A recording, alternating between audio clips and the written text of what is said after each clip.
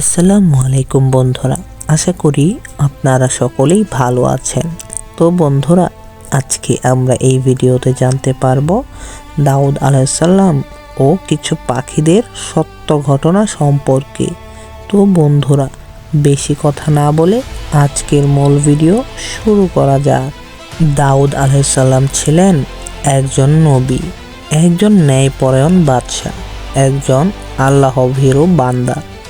আল্লাহ তাকে এমন কণ্ঠ দিয়েছিলেন যে তিনি যখন জাবুর পাঠ করতেন, কোরআনে এসেছে, আমি পাহাড় ও পাখিদের দাউদের সাথে তাসবিহ পড়তে বাধ্য করেছিলাম। পাখিরা উড়ে এসে বসে যেত, পাহাড়ে প্রতিধ্বনি তুলত। এটি ছিল দাউদ আলাইহিসসালামের জন্য আল্লাহর বিশেষ নিদর্শন। দাউদ আলাইহিসসালাম প্রকৃতিকে ভালোবাসতেন।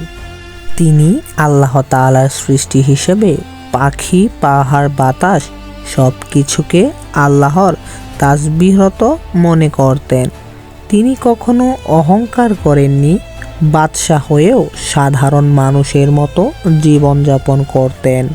দাউদ আলাইহিসসালাম বয়সে প্রবীণ হলেন। তার জীবন কেটেছে ইবাদতে, ইনসাফে, আল্লাহর স্মরণে। একদিন তিনি নির্জনে আল্লাহর জিকিরে মগ্ন ছিলেন। সময় এলো, আল্লাহ তার প্রিয় নবীকে নিজের কাছে ডেকে নিলেন, অর্থাৎ দাউদ আলাইহিসসালাম ইন্তেকাল করলেন। বর্ণিত আছে ঐতিহাসিক শিক্ষামূলক বর্ণনায়, দাউদ আলাইহিসসালামের দেহে খোলা জায়গা ছিল, সূর্যের তাপ ছিল প্রবল। ঠিক তখনই আকাশ থেকে অসংখ্য পাখি নেমে এলো।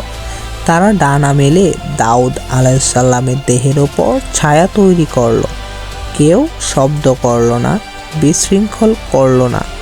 এই যেন ছিল এক মহান আল্লাহর বান্দার প্রতি আল্লাহর সৃষ্টি করা জীবদের শেষ সম্মান।